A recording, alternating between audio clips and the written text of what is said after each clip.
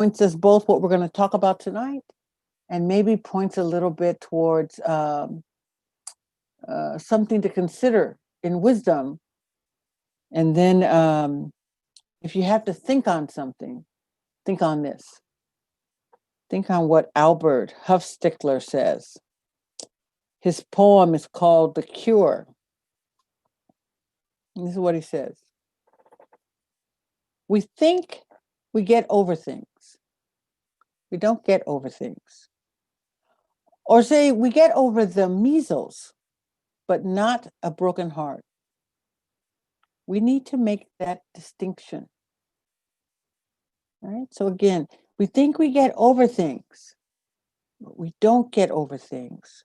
Or say we get over the measles, but not a broken heart. We need to make that distinction.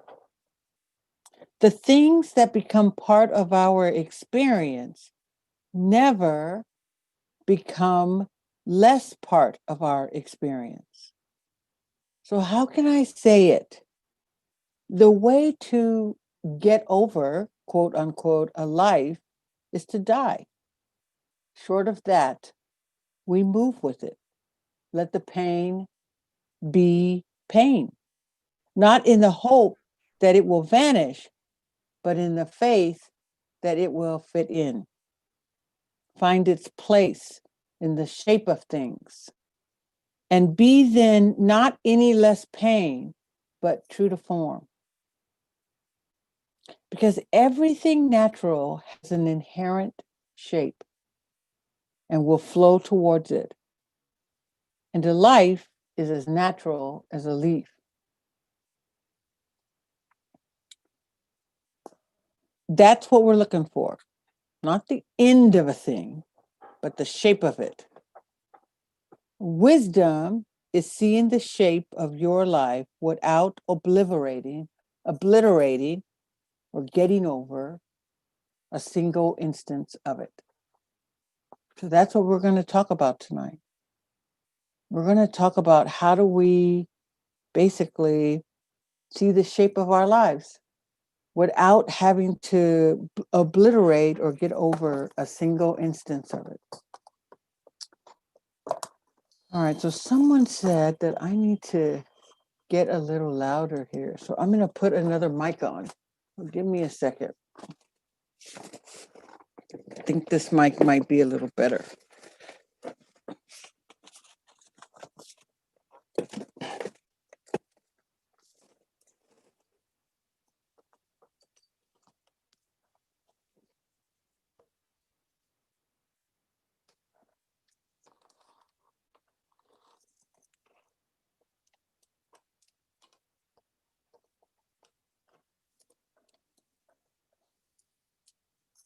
Let's see. Can you guys hear that? Is that good? Is that better? Ah, good. We'll use this mic. Okay.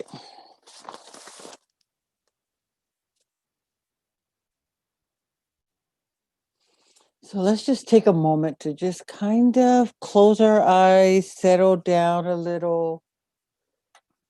Really, when you think about meditation, oftentimes we think, oh, I got to do something to meditate. But actually, all we need to do is to be willing to just pause for a minute and notice something. We could take something as simple as sound and just notice the sounds that happen to be in your space. Maybe there's sounds in the room you're in or in the house or apartment you're at. Could be sounds outside.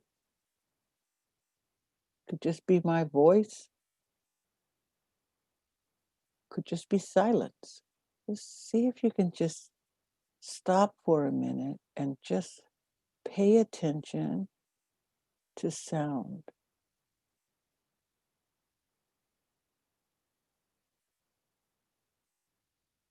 Get a sense of being here, arriving in this moment, hearing sounds.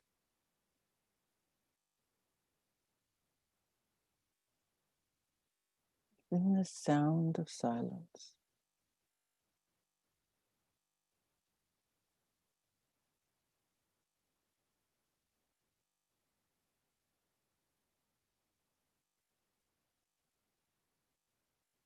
If you notice sounds, you might notice that those sounds are just arising out of thin air, and then they just dissipate.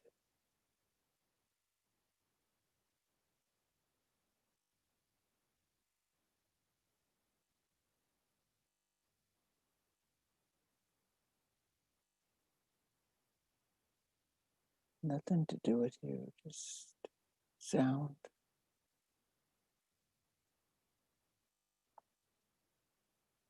You might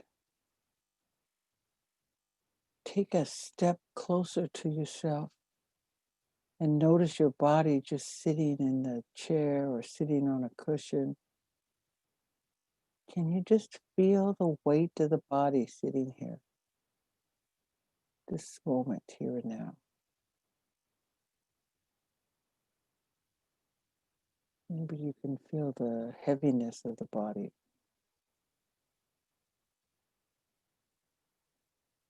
Maybe you can feel the hardness of the bones in the feet and the legs, the sit bones, the skeleton of the torso and the arms, the fingers, the shoulders, and this head, this giant bone structure to hold the brain in.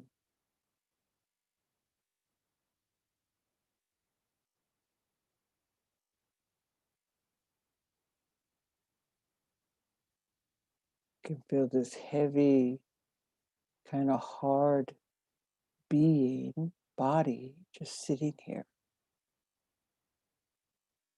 And if you're willing,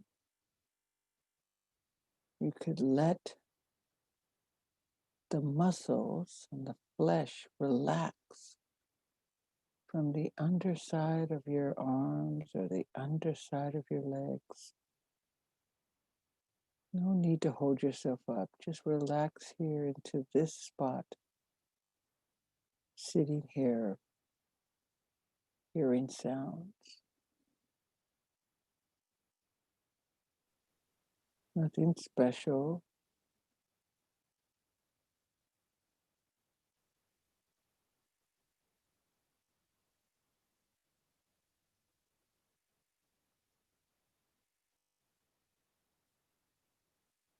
Maybe there's thinking going on.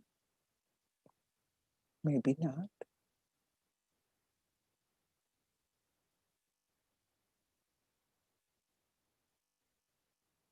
But you might also notice that this heavy, still, kind of hard, sitting here body,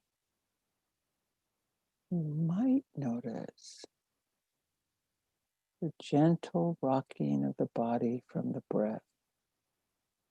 Not the body doing anything, not you doing anything, but the breathing just seems to be happening.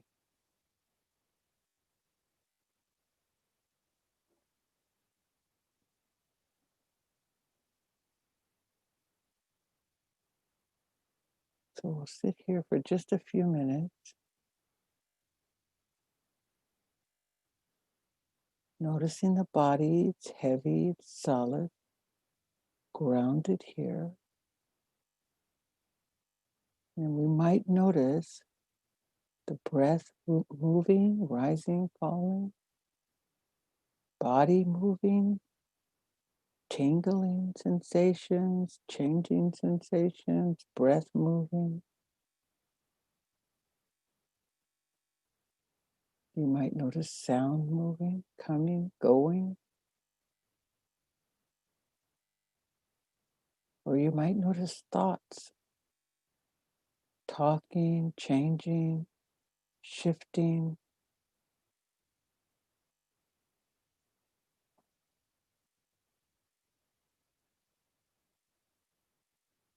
But what remains still and solid is this body sitting here now.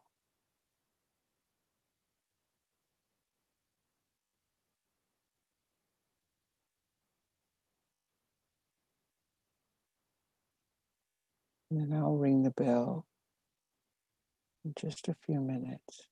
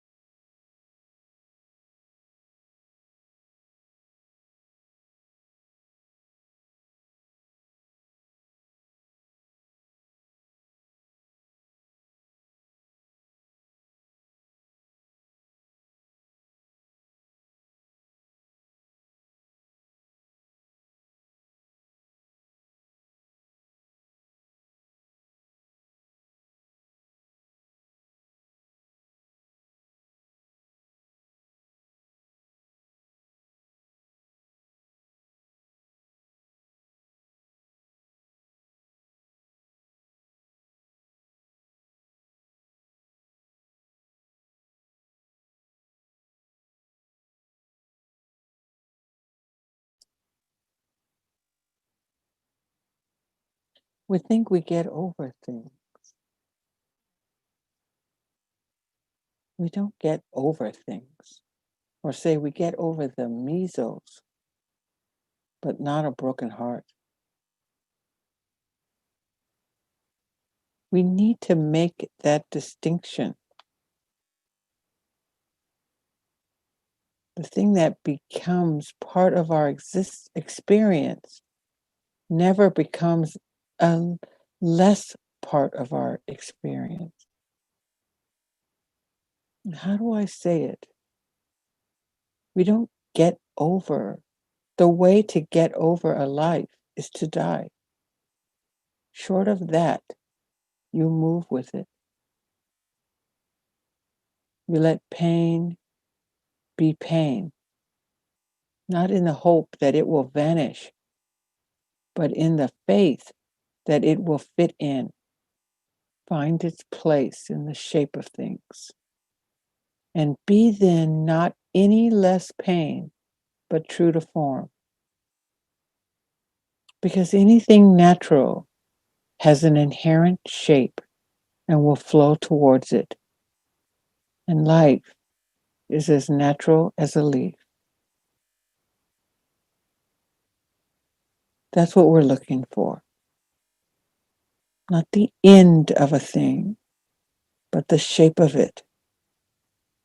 Wisdom is seeing the shape of your life without obliterating or getting over a single instance of it.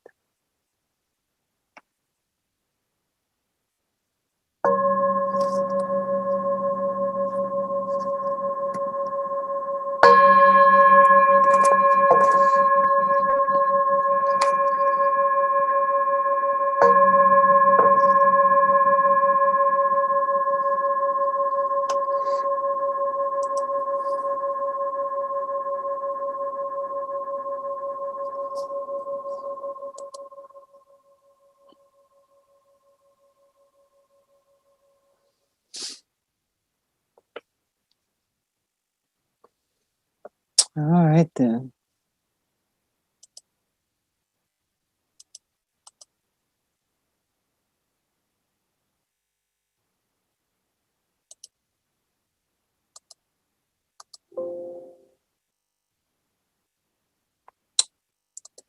So let me begin. I don't know if I thanked the center and Inside San Diego for being here, but I really am glad we're here. But I'm also really glad that you came because many of you, somebody says it's hard to hear me, and I don't understand. Let me see if I get even closer to this mic and see if that'll help a little bit. Let's see. Does that help a little bit if I get closer to the mic? Am I louder? Let me ask the one person. Okay. Okay, good. Okay. It could be the person that can't hear me that you need to turn up your volume on your computer so that the voice gets louder from that end.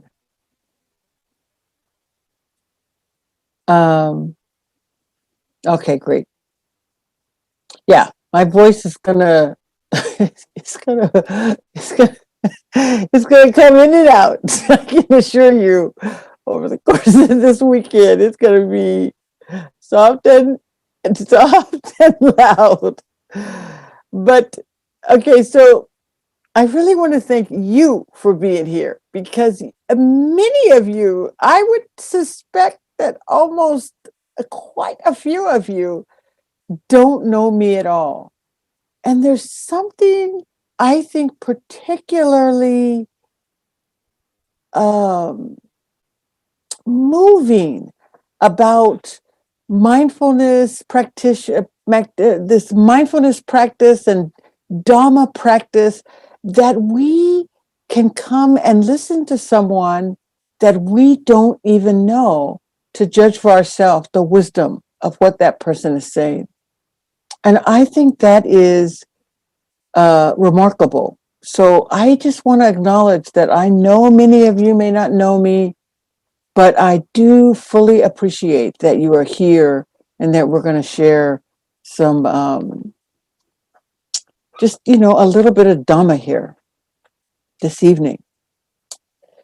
I want to tell you how I come up with non-residentials because it has something to do with being here, especially since I had no idea that what the world was going to be like at the time I was going to talk about cultivating awakening emotions, that it would be so uh, poignant as it is in the world right now. It's so poignant.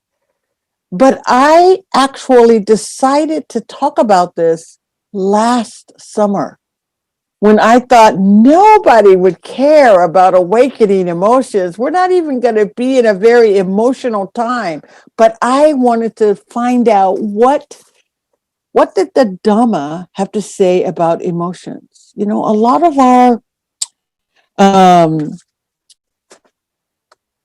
I don't know how to say it. It just seems like sometimes our practice can get a little, it seems almost unemotional, like we don't have any emotions going into it. Or it seems like all we do is dwell on suffering and difficulty, and there's nothing awakening about the way we talk about mindfulness and Dhamma sometimes. So I think of emotions as putting this spice in life. And so if you don't have emotions, it takes away something. Not only does it give spice, but it puts meaning in our lives.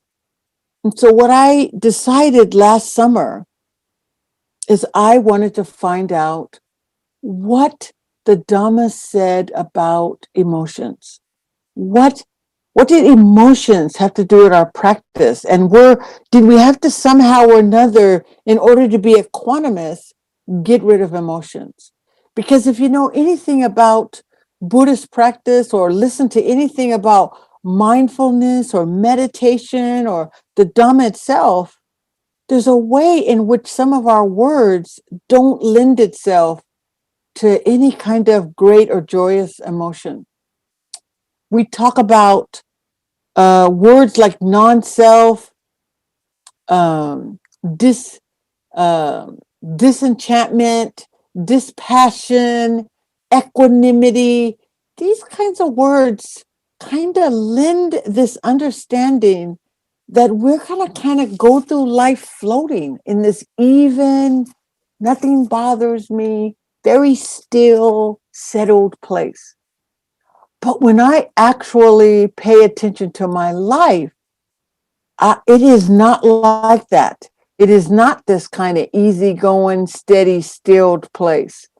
It's a lot of upping and downing that I'm practicing with all the time. And so I wanted to know last summer, what did the Dhamma say about emotions? And what did Buddha say? How is it discussed?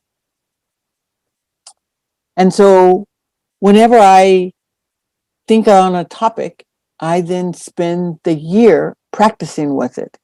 And then usually around about the summer is when I would go and to different cities and do non-residentials. And this is the non-residential I was going to do. And then March came and everything changed. And my emotional levels just really began to flow all over the place. And I was grateful that I had spent this time thinking about emotions. So that's what I want to talk about. But I think to talk about it, we first have to go back and talk a little bit about how these human bodies bring in information. So it's a little bit of biology stuff here, but I am no biologist. In fact, if I don't even know if I really passed biology when I was in college. Somehow I think I may have skid by with a D, but I don't think I did much more than that. I may have worked my way up to a C, but that was probably with a lot of begging. So I don't know science like that, but I did do some studying up on a little bit about the science, because a lot of what we're going to talk about has to do with the way we naturally deal with information. The first thing I want to talk about is data, how data comes into us. And it starts in our sense stores. And in these sense stores, the mind takes the data that comes in through our eyes, our ears, our nose, our senses, even our thoughts, and it begins to make associations. And the reason why this is a little bit of a problem is because we live with a closed loop mind. So whatever comes into our awareness has to fit with what has already been accepted in the mind. So basically, we see the same things. We hear the same things. We smell and taste the same foods and feel the same sensations. And whenever we feel something that doesn't fit in that expectation of the way it's supposed to be, we get irritated. Something goes wrong. Something's amiss. And we start trying to get rid of it, fix it, make it right. So our basic relationship with everything in our world comes through this closed loop system. Here's the problem with this closed loop system. The ego controls it. This ego, or you could call it the grasping mind. It controls what information comes in. So as long as the information fits in line with what I expect, we're okay. We're good space, good mood, everything's going good. But as soon as information tries to come in that doesn't fit within our normal understanding, our basic mind structure has nothing to do with you or me. Our basic mind structure will not bring it in. To give you an example, when I first started meditating, I used to sit in a closet by myself. I didn't want my boys to know. I wasn't quite sure this was kosher. I was Christian, and this might be a little devil worshiping. I'm not quite sure. It's something I was drawn to. I wanted to do it. I don't know. So I would sit in the closet and with my little light and read this book and try to sit quietly, do what I thought was meditating. Basically, I think my mind and I came up with an agreement that I wouldn't get into anything too serious, no deep stuff, and it would take me to this happy place. And I would be feeling great. And that's what I did.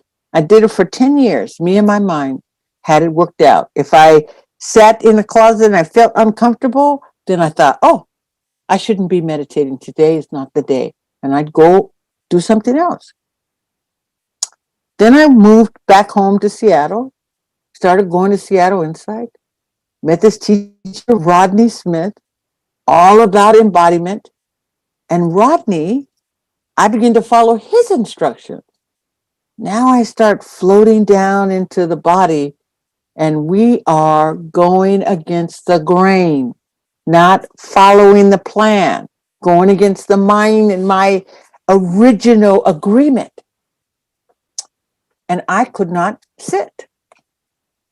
I mean, I put my bench, I used to sit on a bench, and I used to put that bench right in front of the doorway leading to the bathroom. And I would still get into bed at night and say, I forgot that I was going to sit. I wanted to sit, but I forgot. I could never see it. I never saw the bench. I never could remember to sit. When I had the agreement with the mind was okay and I could remember. But when I started moving in a direction that was not in alignment with what I thought I should be doing, I'm starting to get into some deeper places, stirring up some of the old stuff that we don't want to stir up.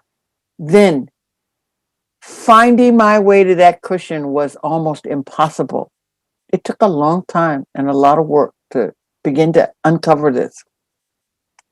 So the mind basically is the gatekeeper, and it keeps information that does not fit within our understanding out. And if it does happen to get in, it quarantines it, puts it into some kind of jail and leave it over there. This is what our information mind does. But the Dharma is not a closed loop system. It is an open-ended system. There's no beginning, no middle, no end. It is just a moment here and now. Whatever's present, wisdom comes from that. So to try to take an open-ended system of wisdom and bring it into a closed loop mind is already going to create some difficulties. But it's not just that. There's one more part we have to think about in order to begin to talk about emotions. We need to look at the nature of the way we experience things. So we have this old brain.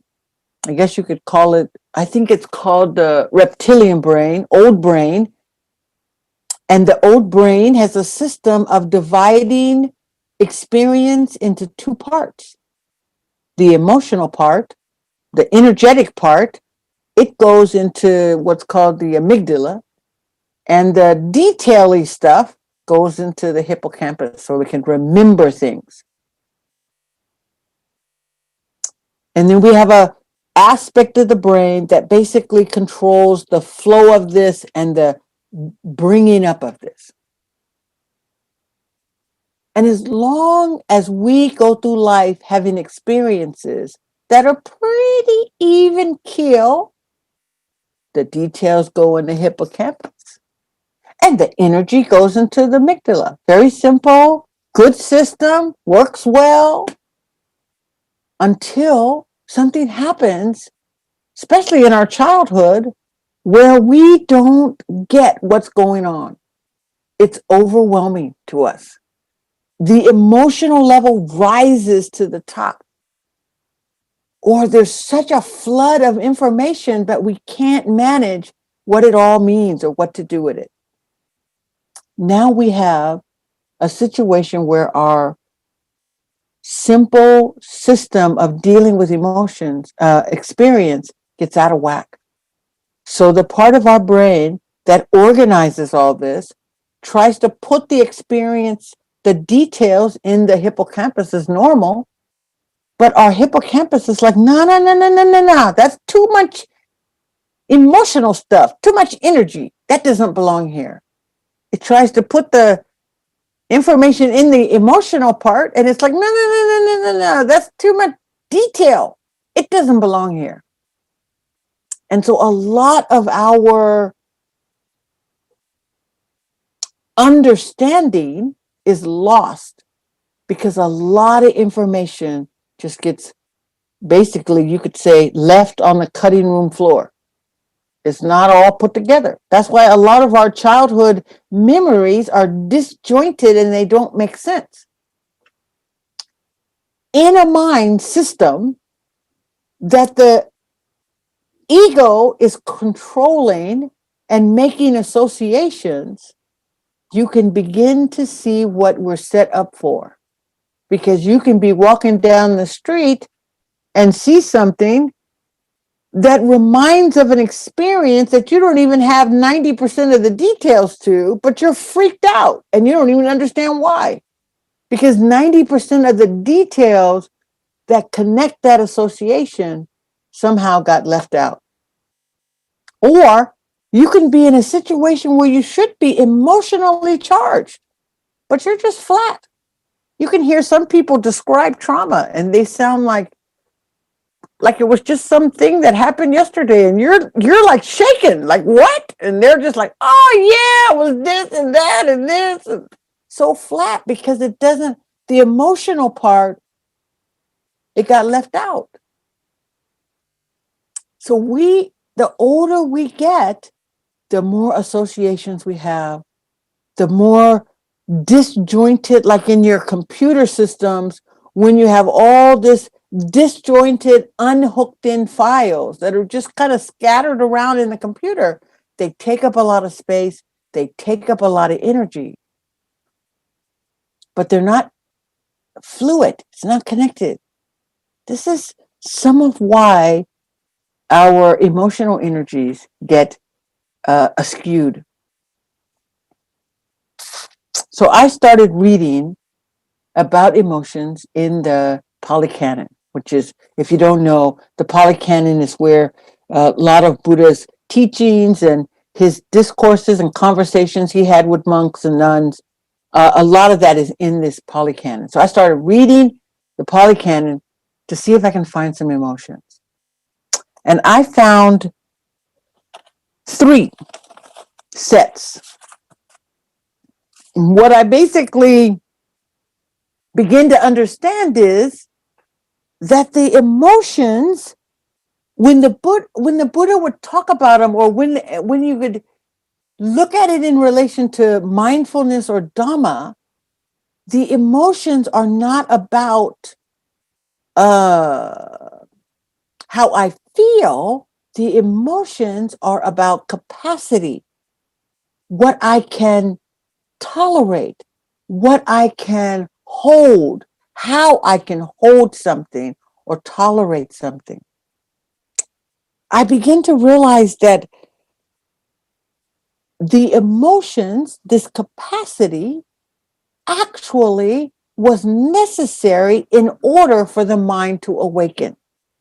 So that the more we begin to cultivate certain emotional capacities, the more the mind could awaken, the more the mind would be less caught in the closed loop system and more accessible to whatever the present moment was, regardless of what was arising.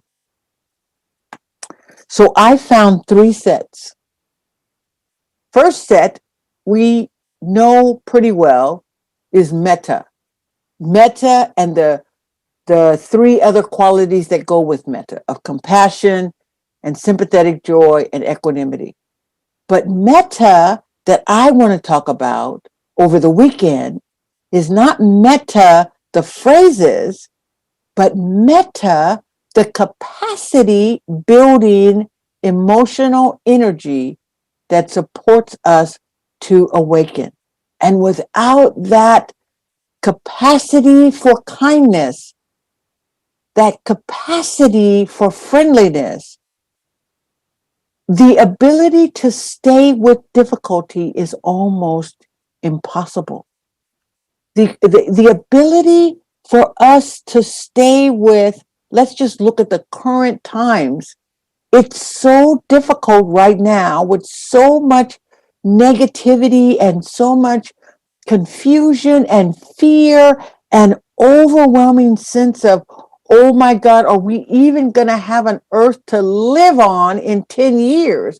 That degree of overwhelm, to the ego, we get stuck back in its system of basically leaving out the details or leaving out the emotional charge. But in the context of an awakened mind, metta is what allows us to be with difficulty, be with it up close and engaged, not having to run away from it or not getting lost in it. I want to talk about that metta and how to practice with that and how to be with that in a way that we are cultivating the capacity for our minds to awaken. The second set, I don't know how many of you know of this second set, is the set of Samvega Pasada. Samvega Pasada is the capacity of awakening energy that basically builds trust beyond the trust that we put in having a good job, having a house, having a car, having a partner. We put all our trust in all these things that are conditional. And Samvega Pasada is learning to cultivate this emotional energy that has a level of trust that reaches beyond the limitation of what you could consider a noun, a person, place, or thing. It's way beyond the condition. And the last set is called Hiri and Otapa. I've heard people say Otapa, but I like to say it Otapa. So Hiri and Otapa is the last set that we're going to talk about over this weekend. And it builds our sense. It's like the light that shines in the darkness in mysterious times, like uncertain times. Hiri and Otapa shine this light on these times and give us a sense of knowingness, surety. It builds the capacity to know even when we don't see where it's going. We build a level of light and wisdom and a knowingness that comes out of the practice itself. So those are the three areas that I want to talk about. I want to talk a little bit more though, because these emotions, they don't just show up. I want to show you the distinction of what I uncovered before we finish tonight. So we're going to talk in detail about these various emotions, these awakening emotions, and why they build capacity versus why what we think of as the normal emotions, which are pretty much temporary, why those emotions don't build capacity. Oh, there's one thing I wanted to tell you about each one of these. Metta, to me, is the antidote to aversion and anger. But the main antidote, the main counterweight is to what I call fake anger. It's this habit anger. We're not really angry, but we have the habit of being angry. And so it's a go-to energy. I want to talk about how metta tempers that habit energy of anger so that we can awaken. Samvega Pasada, it tempers this energy, what is it? Oh, this fear. It's the fake fear that we have in the world. Samvega and Pasada counterweight. It's the counterbalance or the counterweight to the ego mind's fear. So many of us live in a constant state of fear, and the fear itself is no longer related to anything. It's just ever present. And the counterweight to that is Samvega Pasada. And then there is this Hiri Otapa. It is the counterweight to shame. That sense of ever present shame that we feel. But again, this is fake shame. It's not what I would call real shame. And we're going to talk about the difference between this fake emotional energy and real emotional energy. But I wanted to tell you what I saw as 5 qualities that make up the difference between this. Let's start with awakening emotions, and we'll start there and counterbalance each one. Awakening emotions are not conditioned. They're not, they don't arise out of a condition of our situations. Unlike this regular kind of mental emotion, it only arises in relation to conditions.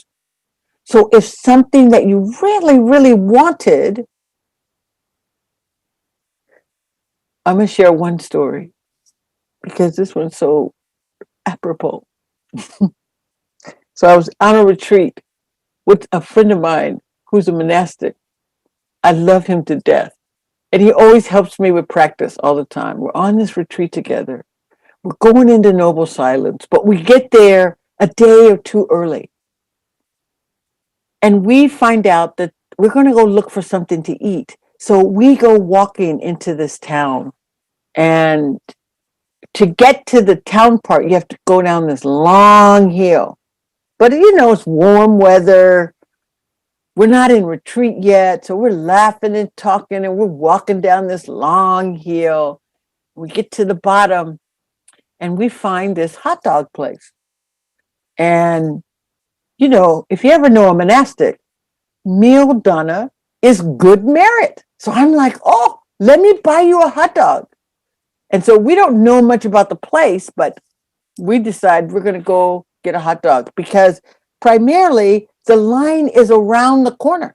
So we're trying to figure out what kind of hot dog place, what kind of hot dogs they selling up in there. You must have some kind of magic potion in there to get you everybody lined up for a hot dog. We go, we get the hot dogs. We're walking back. Those are the best hot dogs I ever tasted. And we are eating these hot dogs and walking back, and we have this great time. So he and I decide, as soon as we are out of noble silence, at the end of the retreat, before we leave, we're going back down and get that hot dog. That's going to be our gift to ourselves on the way home. So we got it set. I spend the whole retreat having to come back and not think about those hot dogs. Come back, come back, come back. End of the retreat. I can barely wait for for the end of the silence to be lifted. And we go and set a plan. That lunchtime, we're going. Right after noble silence, we're like, go get your stuff. We're going. So we walk down the hill, down to the place, gonna get our hot dog. We get down to the place to get our hot dog, and it's closed. It is closed on a Sunday. And neither one of us knew it, and it's Sunday.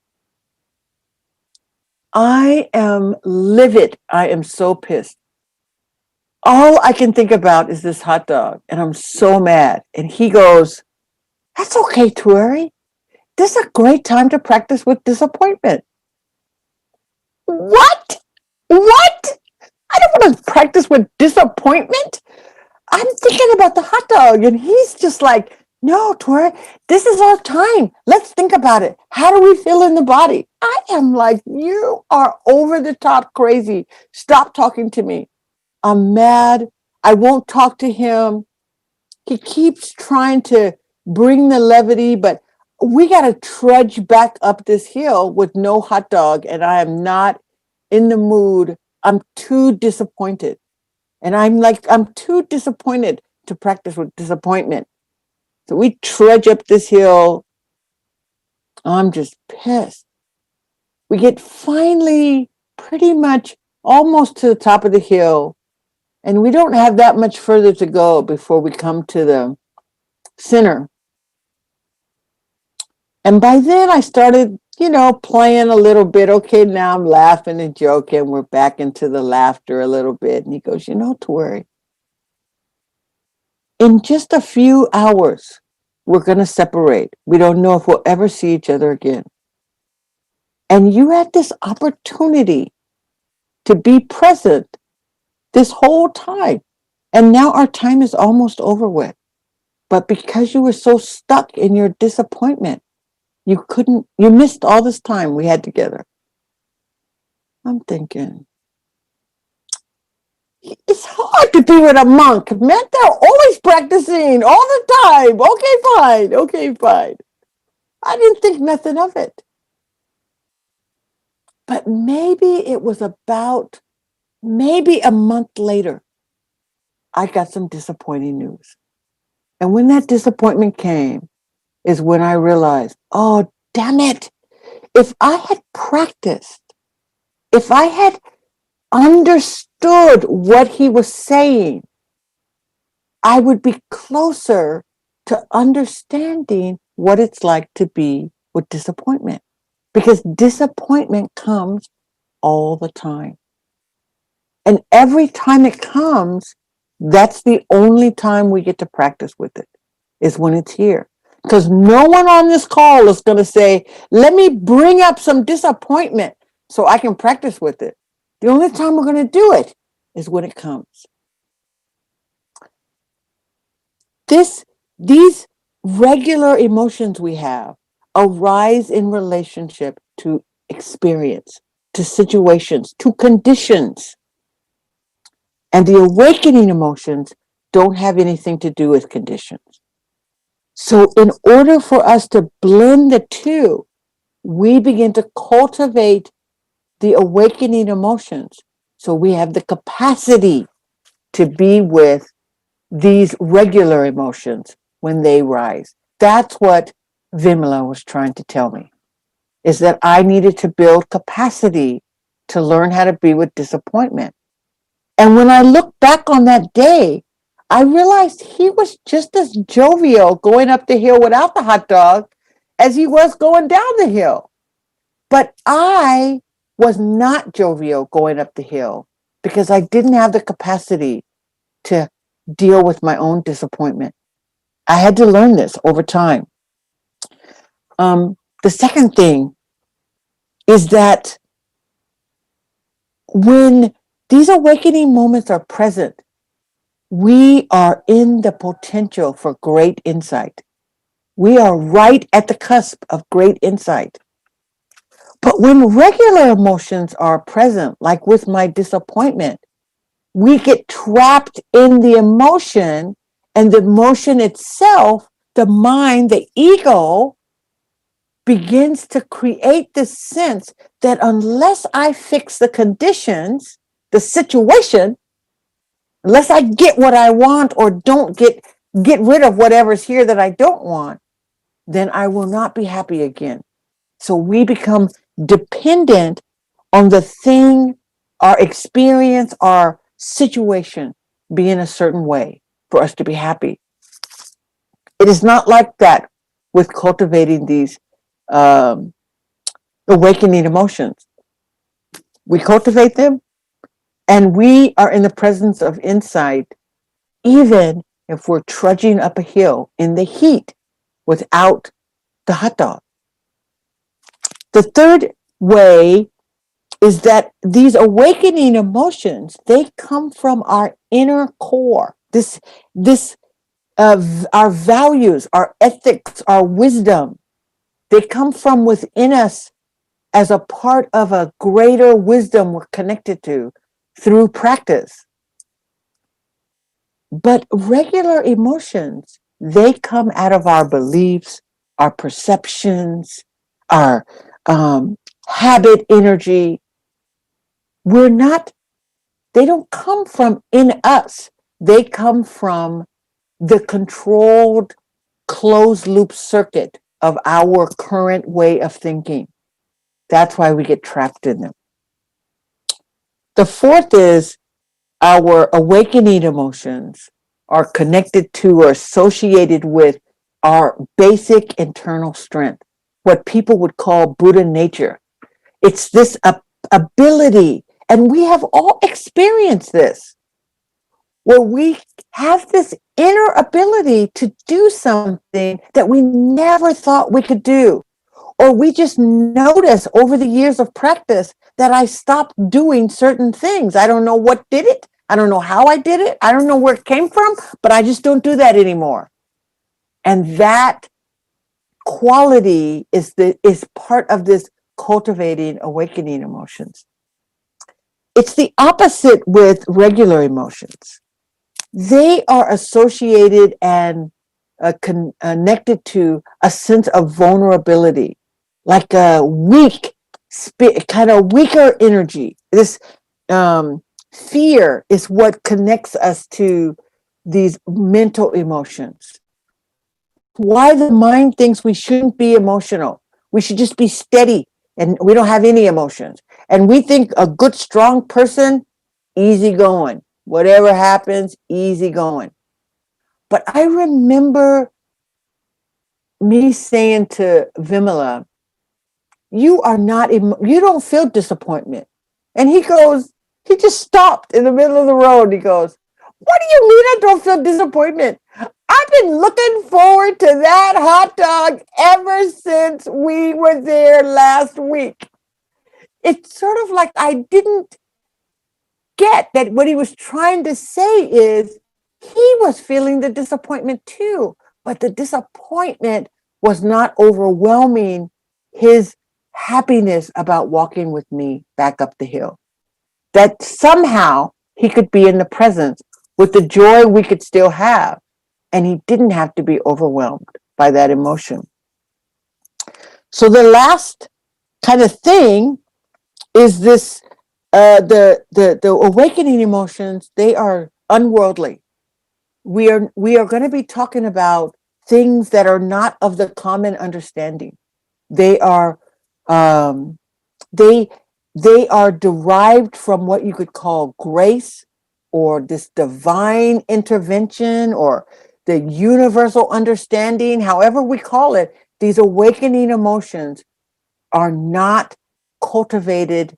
I mean, they don't come from us and who our family was and where do we live right now and whether we have a high intelligence level or not, or whether we come from good stock or not, or whether we're black or white, or how our family raised us and what I know about life and how much I've studied.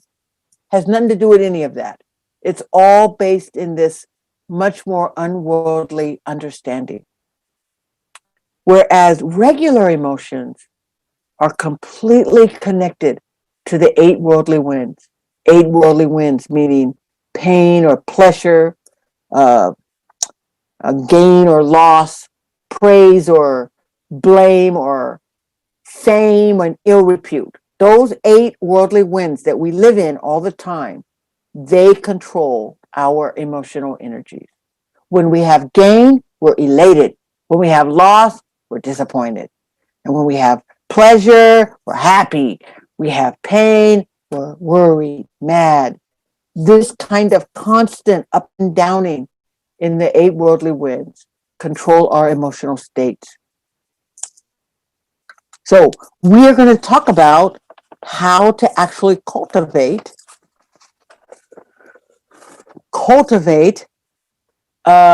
these awakening emotions so they can become a part of our lives.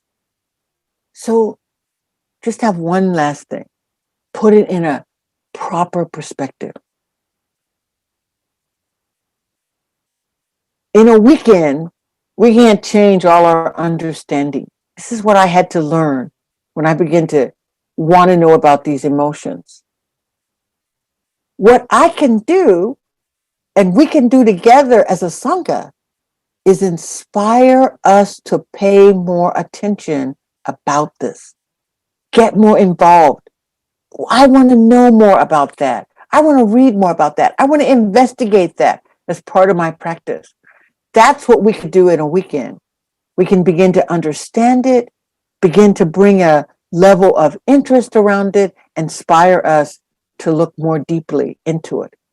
But when you're going to begin to see what the true nature of these awakening emotions are, is when you've cultivated them for a year. And then you begin to see how different your capacity level becomes. What happens over the course of that year. So I want to set the tone to create a desire to want to cultivate them. The way I think Vimala set in motion in me this desire to understand emotions way more than I ever understood them. So I guess that's a good place to start. I think that's a good place to start. Let's just take a moment and let these words kind of settle a bit before we move into some question and answers, or questions and comments and whatever you have.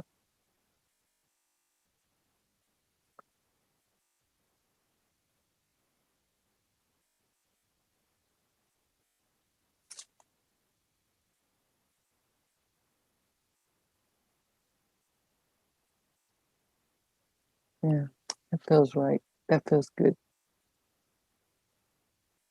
All right. Thank you for your practice and your kind attention, even though I couldn't hear you. So I don't know how kind you were, but I'm assuming if I could hear you, you would be kind. So we want to have a little time for some questions. If you have questions about this or comments about what you've heard. And I think how we're going to do this is Irene is going to, if you want to use the raised hand feature, I think it's under you push the participant button at the bottom of your screen, and then you look to that little bar that opens up, and at the bottom, you should see a little raised hand, and we can use that.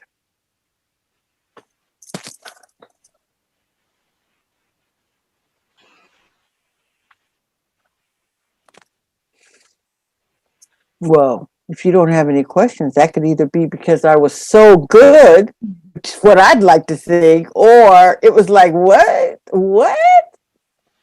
Okay, so Joseph has his hand raised. So Joseph. I'm just going to ask you to unmute yourself and go ahead and start talking.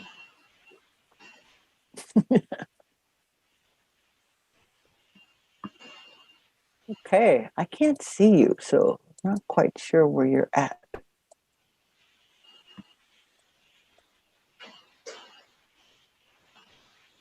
Joseph, we can't hear you if you're talking.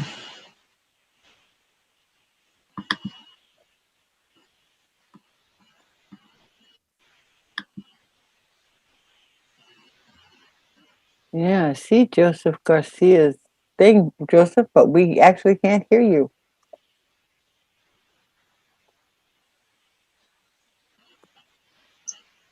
If anybody else has a question, we can get back to Joseph and hopefully get his mic on or whatever the problem is. Or Joseph, if you want, you can type it into the chat and we'll read it out loud.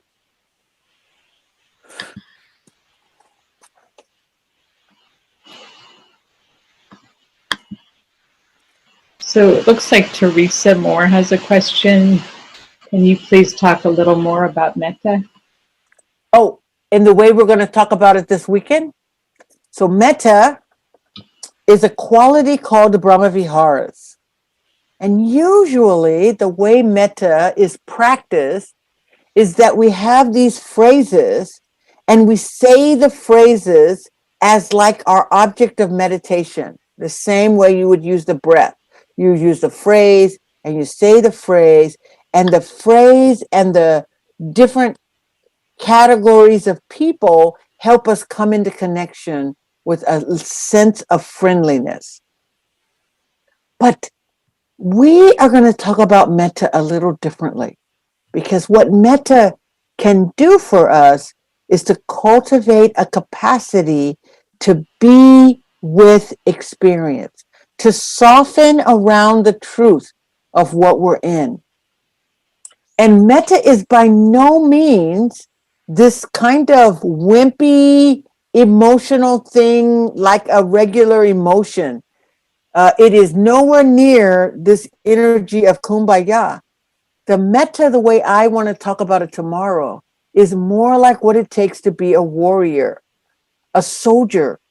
It's the best example I could give you of metta, to understand the quality of it, is capacity of those young adults during the civil rights movement that could sit at lunch counters and take all of the abuse that was sent at them and not swing on the people that were spitting, yelling, dumping food on them, all of that.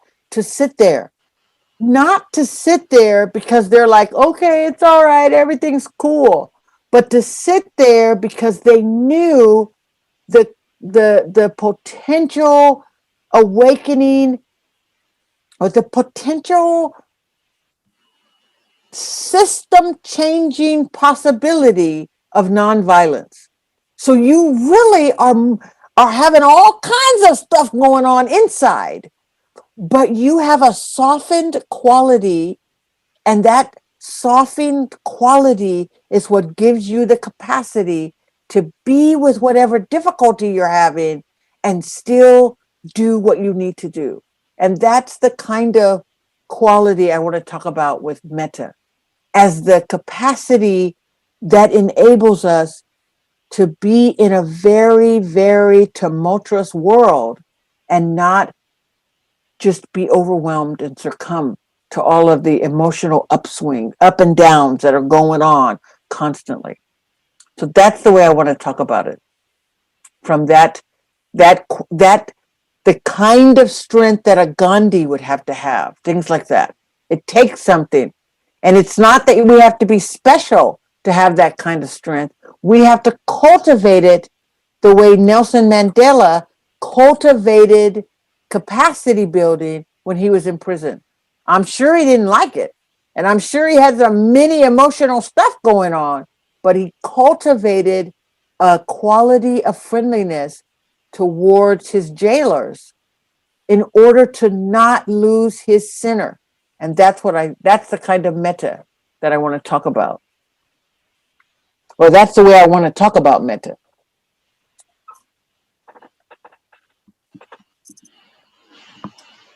There's, before we get to the raised hands, there's another question that somebody put in the chat.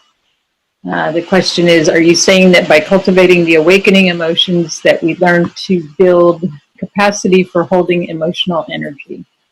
Yes, Sounds like not just emotional energy, but we can hold our reactivity and move in the world from our inner sense of strength and know-how. We can be present in the world and do what we need to do without being overwhelmed or burned out by the energetic, I guess, a hurricane that happens with these regular emotions. The draining, we're going to talk about tomorrow morning, the draining nature of our emotional energy and how these awakening emotions, like metta, but not only metta, samvega, pasada, hiri, and ottappa, all of them together actually allow us to be in the struggle, if you will, in the struggle without being burned up, without being overwhelmed. I guess I'm not saying that we would never be overwhelmed, but we know how to find our way back to a sense of center and a move from center again. okay. Try Joseph again.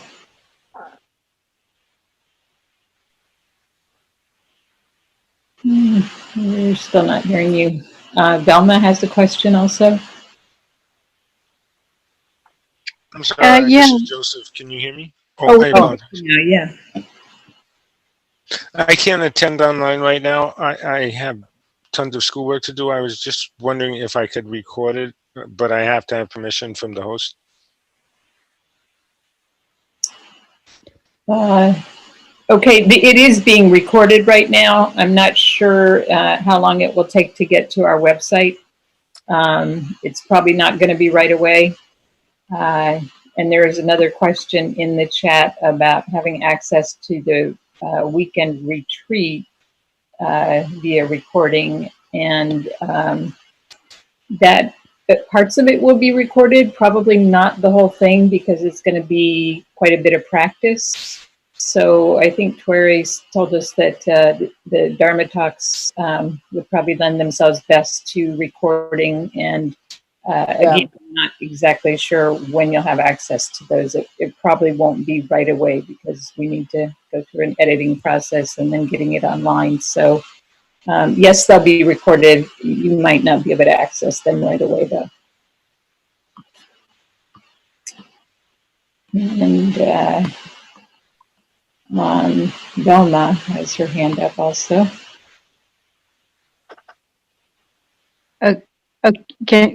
Okay, so yeah, I was going to ask that question too about this weekend, and wondering, will we get a notice, like an email or some kind of notice about what time, and if it's going to be Saturday and Sunday? That's one of my questions. So and will we be using the same, how shall I say it, joining in the same way? Like, I joined through my email. I just clicked and I joined. Okay, I do have a Zoom. The second question is, when you were talking about the 3 areas, I forget what word you use, metta, Sanvegan, Pastata, and Hiri Opata. Okay. And I guess I wrote them down, but I don't think I wrote them down in the way that they're actually spelled, because I'm thinking that it's probably Pali or some other language, Pali, which I do. And I guess my question was, where could I find these teachings, read them? Is there a particular book, or is there, like, say for example, you have the Diamond Sutra, you have the Heart Sutra, and different things like that? Where could we find these things, and will that be covered this weekend? Yeah, I'm spelling it out here in the chat, so give me 1 second. Oh, I put 2 of them already. Thank you. Somebody was already, yeah. Thank you. Okay. Okay, so it's in the chat? Yeah. Is it spelled out in the chat? Yeah. I hope. Okay, great. And I guess the third thing is, this weekend, will we be introduced to some practices that can help us build this capacity? Yep, that's what we're going to work on. Is the practices that you build the capacities on. How to understand where they come from, things like that. Great. Well, thank you so much. This is very enlightening. Good. This is wonderful. Thank you. I'll say a few words just before we close about the logistics of tomorrow. But I wanted to turn the floor over to Makeda, who politely has her hand up. And Makeda's, I believe, the director of the Worldbeat Center. So, Makeda! You're on mute, though. Yeah, you have to unmute yourself. There you go. There we go. I just want to thank you, and keeping us aware of our emotions in these times. And of course, being African American, we're always tested. Oh, yes. with these emotions. And it's so nice, and I know a lot of my friends are there. Thank you, Velma, everybody that's joined us. And when you said they don't even know you, and so they joined. And so thank you, everybody in San Diego. And hopefully next year we'll be all together. So again, it's so nice to to see a sister, you know, because to get this light out to and this Dharma to our people, it's really nice to see that reflection. It's almost like me having Black Comic Day, you know, to see Black comics. Everybody was so happy, you know. Yep. So Black Comic Con.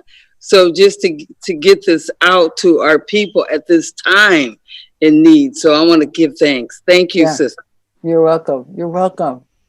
I didn't really realize the world we would be in, but as Dharma practitioners, here's, I think, one of the main difficulties we have, because we live in a current time where the emotional overwhelm that's happening is happening to all of us as Dharma practitioners. But if we lose our center, then our ability to really hold the energy that's going on and keep us steady, I realize it's just not going to work. The best example I always keep pointing to the civil rights around this, because if you think about the civil rights, the practice, the church became the place where people could get centered, know they were not alone, were connected, and they would have the ability to go out and do what they needed to do. Some people were going to get arrested. Some people were not. Some people were just the people that cooked, and they were in the back in the kitchen cooking so people could eat when they needed to. I mean, that's all they did. Some people just prayed for all the kids that were going to go out and get on the line. They didn't leave home. They just stayed at home, but they prayed for everybody. There's something about, to me, in the Dhamma, that possibility that exists. But if we use Dhamma as only the practice that gets us still and makes us peaceful and relaxed, then we miss what Dhamma can do. Because Dhamma is about awakening, it's about wisdom and deep release of the kind of like the control of our ego. And what is possible when we let go of the ego and we step into our center possibility is we don't know what it is until we start practicing into it. And we can't practice into this by ourselves. We kind of have to be with each other and do it together. But if we do it together, then something opens up, some door, some way begins to open up that we didn't expect before. Now, that's really what this is about. This is really about us all getting, taking a realistic step back and saying, if we don't do this together, it won't happen. And so that's what I want to support us with. Asha, thank you so much. You're so welcome. Well, I think this is probably when I should close, because we do have some announcements, and I hope to see you all in the morning. You can tell I can get pretty fired up. So you just haven't even seen all the fired up. It gets worse as I start getting more and more settled. But I love it. So I'm happy to do it, and I'm happy to be here with you. So thank you. Thank you so much, Tuere. And thank you also, Makeda. Love you. And thank you for everybody that has attended. I hope to see a lot of you this weekend. It's still possible to sign up for the weekend, one or both days, preferably both. But if you can't, we understand. And I believe that Mark posted that link in the chat. Let me know if you don't have access to that for some reason. And also, so the event tomorrow is a different Zoom link, and I believe that it was sent out once, but I know it's going to be sent out again in the morning with a schedule for the weekend. And assuming that's the same schedule that you sent to us, Tuere. It is. Okay, good. And somebody is asking, when does it start and end? It starts at 9, ends at 5? Yeah, sort of like between 4:30 and 5, depending on how our question and answer period goes, Okay. Saturday and Sunday. There is some breaks in between, but we're really going to try to stay in practice for the weekend. So it's really an opportunity to cultivate a deeper understanding. I want it to be that way so that we get out of the worldly thinking and into a much more unworldly place. Right. And the beautiful thing about Zoom, one of the wonderful benefits of Zoom is that we get to bring it into our own homes where we have all of our practice energy is alive and well. So, or our habit energy is alive and That's well. right. So, also posted in the chat is a link for Tuere's PayPal if you are able to donate to her to support her teachings. It's really appreciated. That's how these teachings have been passed on for all of these generations and all of these years, and she was deprived of a trip down here to sunny Southern California. So, but we do hope to have you back. And somebody in the chat is hungry for hot dogs. Let's see, I'm comments that I need. Are there any other logistical or technical type questions? Somebody asked if they can attend on Sunday only. Yes, you can. I think the basic room will keep us steady, but it would be important to listen to the recordings when they're available for the 2 talks that'll be on Saturday, so that it'll make sense. You'll just have access. It'll make more sense to you. Right. All righty. Good. Well, I look forward to seeing you in the morning. And we're going on an adventure, going on a journey. We're going up the hill, but we are going up the hill the first part of the retreat with our hot dogs. All right. I think that's it for me then, right? So see you in the morning. Yes. Bye.